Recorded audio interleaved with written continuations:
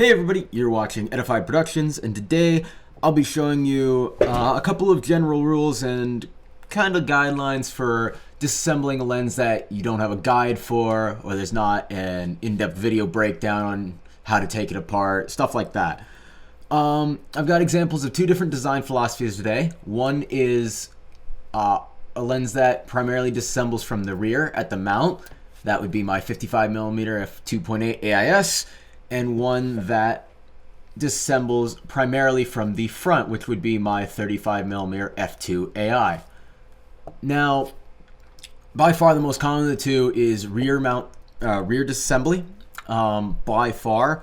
But a lot of the AI lenses have been front disassembly, the ones that I've been messing around with lately. So basically, the number one rule is patience. No matter what, if you're taking something apart, you need to be as patient and take as much time as you can to look at everything that is around what you just touched to make sure nothing is still connected, nothing is going to get hooked on whatever you're moving, just to make sure that everything is clear and free to go and you're not about to break anything. So with that first main rule in mind, let's start with the rear disassembly lens. So, here is my 55 f2.8 AIS. It's quite an amazing lens. I've disassembled this one several times for general maintenance, and I actually have to fully disassemble it later to do an focus distance calibration. This lens disassembles primarily from the back. Now, the first thing you always want to do is look at the entire exterior of the lens, look for any externally visible screws. On this lens, it's these two here at the aperture ring, these three at the mount, and these few on the insert for the mount. Now, once you've looked it over, found what external screws there are, and you've determined that there aren't any except at the front of the lens, set it down. Make sure your indexing mark is facing towards you. That'll help you know what order to put the screws in later. And good rule of thumb is to remove these inserts if you've never taken apart the lens before, because while most lenses you can take the mount off without removing this insert, it is generally a good idea to make sure that you remove this in case something is connected, even if that's not normally the case. Now, once that is done, we can make sure our indexing mark is still facing towards us, give it a very slight twist and a light tug to make sure it's not connected to anything still, lift it straight up, and set it down in the exact orientation we just removed it, because then when we come to put it back on, it's just lift it up and it's already in the orientation it needs to be. So next we've got these three mount screws. We take a look at this, make sure it's not obviously connected to anything. It is not, it's just freely floating there. So we're good to remove the mount screws. And now the reason we didn't start with the screws on the aperture ring is because of the second general rule is always go top down. So if you're removing screws, mainly on the inside of a lens, but sometimes on the outside, you always want to remove the screws that are higher up first, because that's typically how the lens is going to be disassembled. So now we look in here, we take note of all the mechanics. Here is the connection to the aperture ring to the aperture control. And it's a good thing we didn't remove those screws, because then this would have detached prematurely. That's the kind of thing you don't want to happen. So we take a look in here. We've got the flag for the automatic aperture mechanism. We've got the little guide for the aperture control. And then we've got these three screws, and these three screws, and these two screws. So following our general guideline of top down, we would be removing these first. Make sure you're at infinity, because most lenses want to be disassembled at infinity. Makes lining up everything internally and externally a lot easier when you go to put it back together. Certain lenses like to be disassembled at close focus. The mechanisms will detach easier at close focus versus infinity. But generally, you want to start at infinity. So let's remove those 3 screws. And now we remove those 3 screws first because, well, not only are they the ones highest up, aside from the aperture ring mechanism, they very obviously hold the, I call it the optical block. It's the pieces of metal and glass that make up the main optics assembly. But it's very obvious that those screws were holding the optical block to the main plate up here. That is the main body of the focus mechanism. So we just give it a light lift and we realize that nothing is stuck. We slowly continue to move that, keeping note of, say, the arm in the aperture mechanism and any thing that the flag over there is locking onto, and it just lifts straight out. So now we can take a look at the optical block here, and we once again see those 3 screws, and then see these 2 screws. And that brings us to our last rule for this lens, is remove like screws first. So those 3 screws we just removed, these 3 are the exact same screw.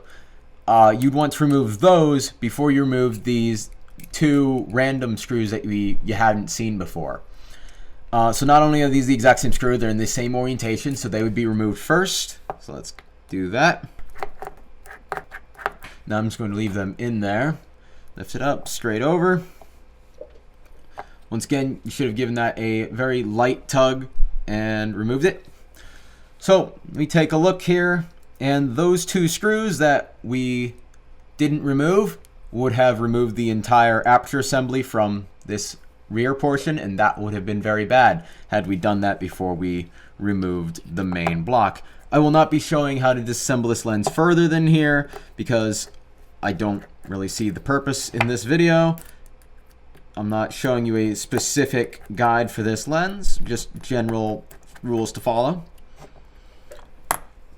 Now, the one major rule I haven't mentioned thus far is every single time you're going to remove something that looks like it can rotate, you want to make a mark where it and whatever it's connected to meet.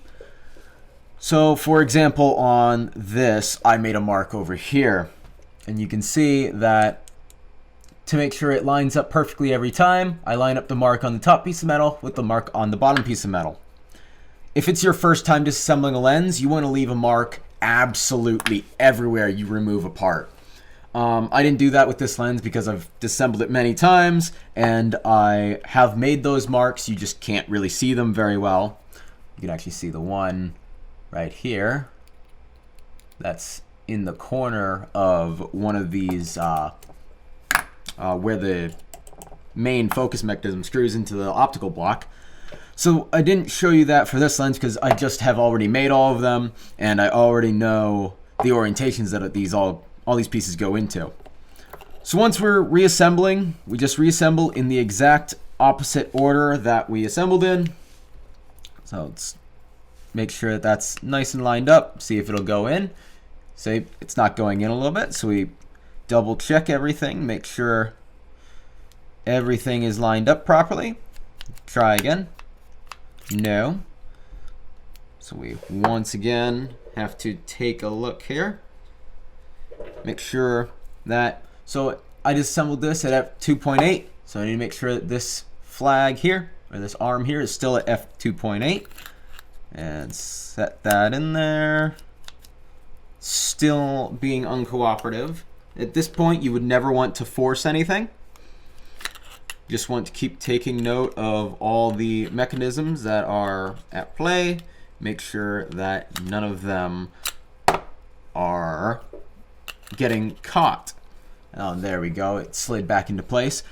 With this lens, the front floating element system, the CRC, has a little helicoid that slots into a notch on the front of the focus ring, and that's how those connect, and sometimes it's a little finicky to get that to reconnect.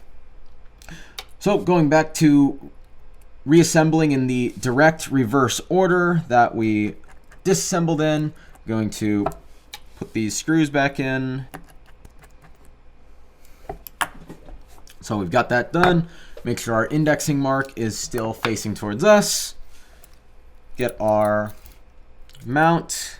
Make sure that the aperture arm we took note of before sits where it goes into. And then set the mount down in the orientation it should be. And put the screws back on.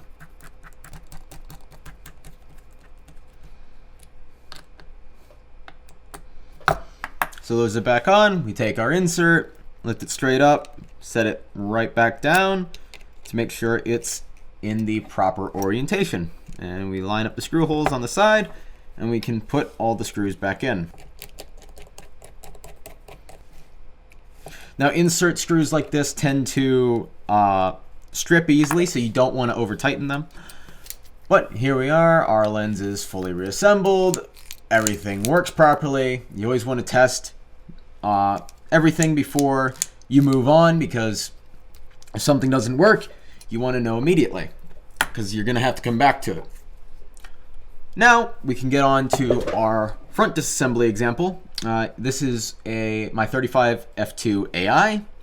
So we once again take a look for any externally visible screws. There are none. We take a look at the aperture ring. There's no screws there. There are only the screws at the mount and the screws for the insert. So we'd set it down, indexing mark towards us. We remove the mount screws first. So here's the first one. Get our indexing mark towards us, and we can gently lift the insert out. Once again, you would never want to force anything.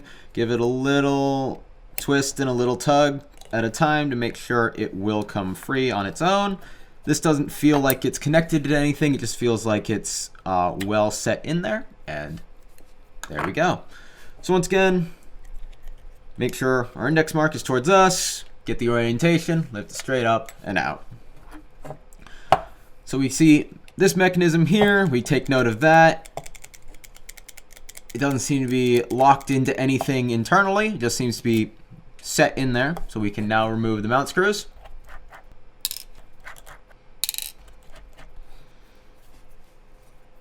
And this lens is a little bit of a weird design. Once we remove that, the whole mount spins based off the spring tension from that mechanism. So we want to take note of that, turn it, take a look at how this is operated, and then we can safely lift it a little bit, make sure it's not hooked into anything. It is not. We can just set that off to the side.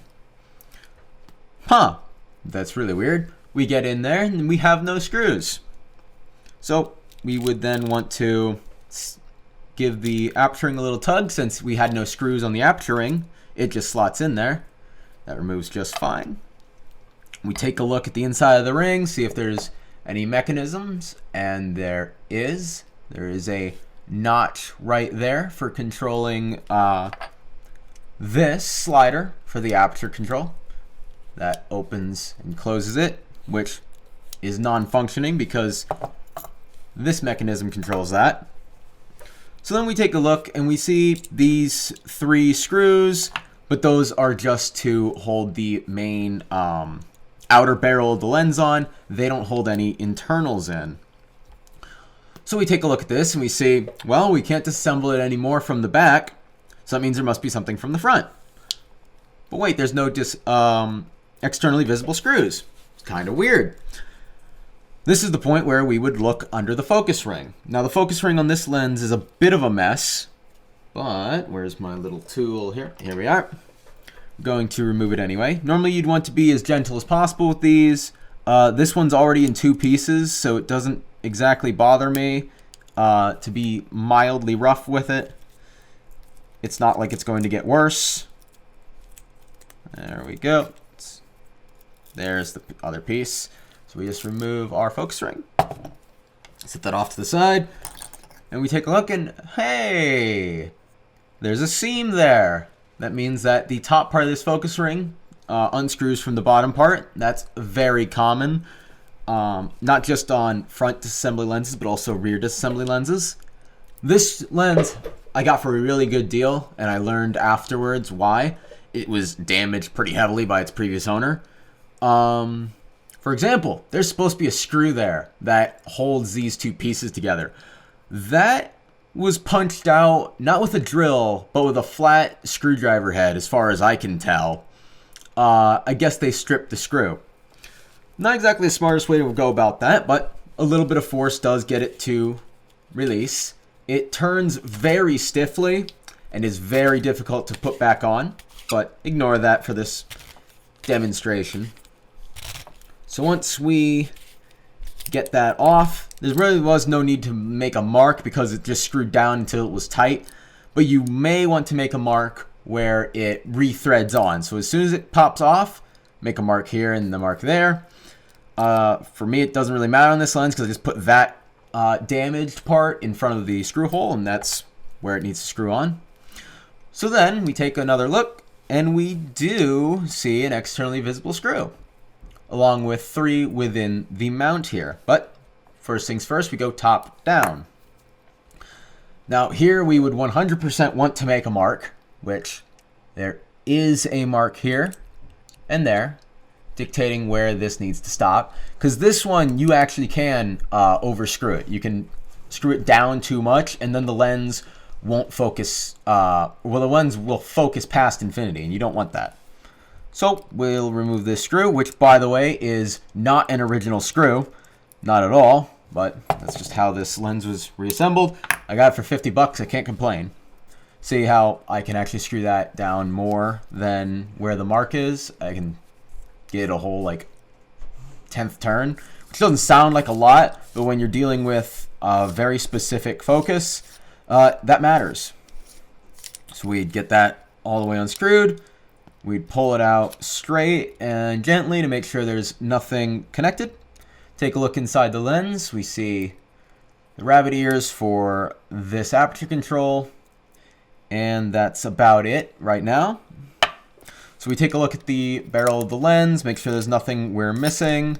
We've got our little aperture control mechanism there, and then we've got our auto aperture flag. So we take a look here, you can see how that operates.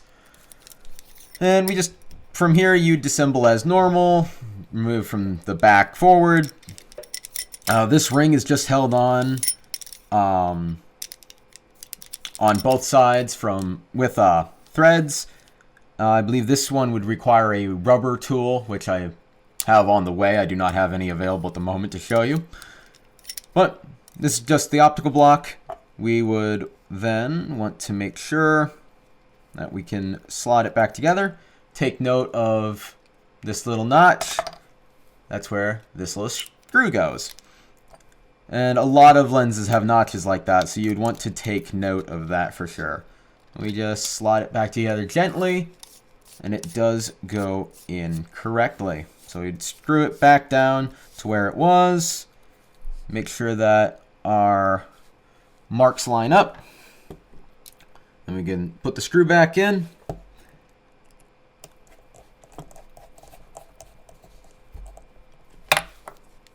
That's locked down nice and tight.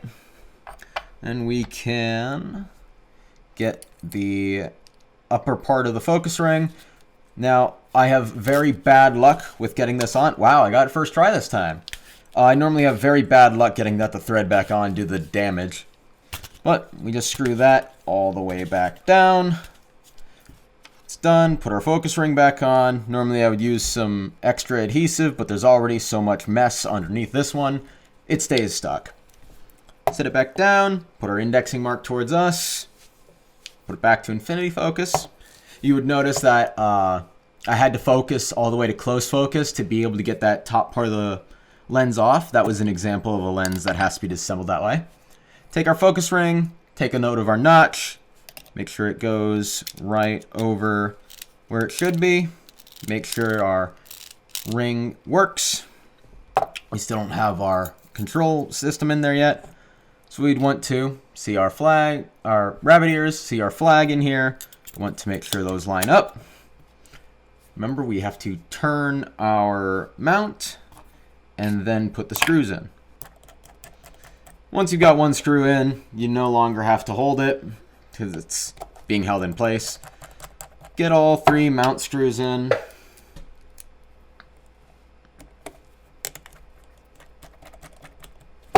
And make sure, once again, indexing mark towards us, lift up the insert, set it right back down in there, and put the screws back in the order they were removed. I like to go clockwise to make sure that I get everything in correctly.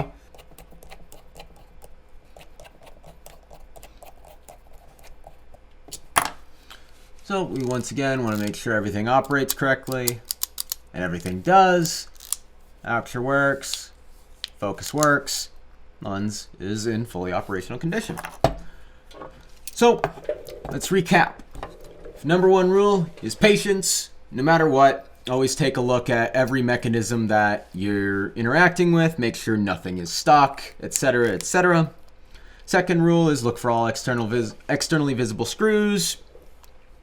Third rule is remove the screws from top to bottom. Always mark everything if you're going to, if it's something that can turn, such as helicoids, external barrels, the mark you saw on the inside here on the optical block, stuff like that. And the fifth rule is remove like for like screws first. You saw in this lens, there were 3 screws up here, then 3 screws right below that were identical. Remove those before you remove those 2 screws that held the aperture on. Stuff like that. If you follow just that, and really if you're just patient, you can take apart anything. And you can put back together anything, as long as you organize your screws with something like this. I just use what came with my iFixit kit. Just patience, organize your screws, and mark everything, and you'll be able to reassemble something the same way you took it apart. It's really that simple. Thank you everybody for watching. I hope this was a semi-useful guide for somebody, and I'll see you in the next video. Bye.